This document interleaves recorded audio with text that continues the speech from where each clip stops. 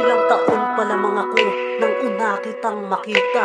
Hindi kita kilala, kaya napatanong kung sino yung malaking mama. Si Kuya Janjan yun, yung pinsan nating apelyido'y Bakunawa. Sa paglipas ng taon ay napakadalang kang makita dito sa aming lugar. Minsan ka lang bumisita, wala kang permanente na lugar. Dahil din sa iyong trabaho, isa ka kasing pintor, kaya destino ay malayo.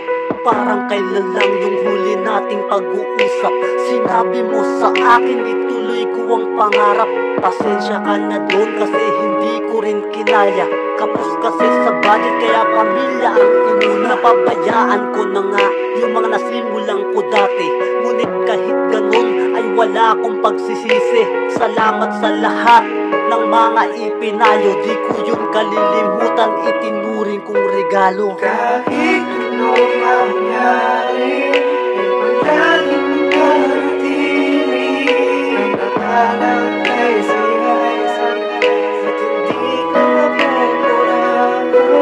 Kung kaya ko lamang ibalik ang nakaraan na daan, Diyos ulitin ko lahat.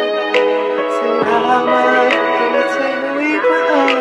Alam ko lahat ng tao darating sa kamatayan, ngunit ang kadalasan kung mangyari ay biglaan. Kaya naman pala walang balita sa iyo, at ito lamang huli sadyang ikinagulat ko. Umanaw ka na daw dahil sa isang atake sa puso at doon ka daw nadali. Di makapaniwala sa natanggap ko na balita.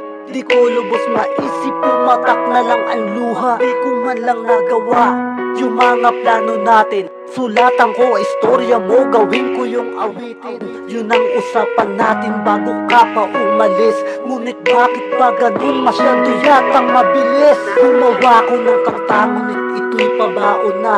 Maiiwang alaala sa iyong pagkawala. Kahit wala ka na, mananatili kang buhay dito sa aming puso at hindi mamamatay. Kahit anong mangyari, ay palaging manatili ang nakalang